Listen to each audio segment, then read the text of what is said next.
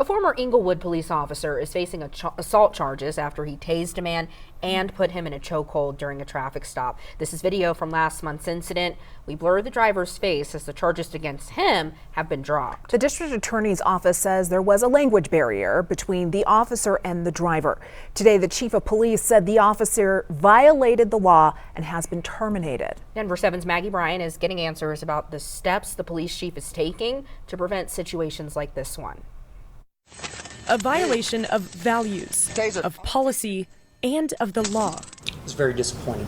That's how the Englewood police chief describes the actions of one of his own officers in this body camera video. Former officer Ryan Vicina is now facing assault charges after he tased a man and put him in a chokehold during a traffic stop in October. Police say the driver, a Venezuelan national, failed to stop at a stop sign.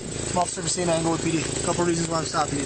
One, tengo licencia. The district attorney's office says the driver did not speak English very well. Less than 2 minutes into the traffic stop, Get out. the officer orders the man to get out of the car We're not going to play this. Get out of the car. before using a taser and putting him in a chokehold, a kind of restraint that's against the law for police to use in Colorado. This type of conduct is a stain on the profession. We asked the Englewood police chief what steps he's taking to make sure this does not happen again. Going forward, how are you making sure officers can overcome language barriers while policing? I think it's important to note that in this case, a Spanish-speaking officer was en route to the scene.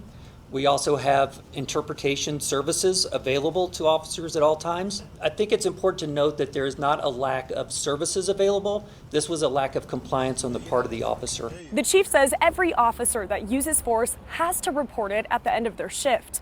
Those reports are then reviewed the same day. Because of this process, the chief says this traffic stop would have been on his radar even if the victim had not come forward. I felt that some of the language violated our values. I felt that the taser violated our policy, and I felt like the neck encirclement violated the law. In Arapahoe County, I'm Maggie Bryan, Denver 7.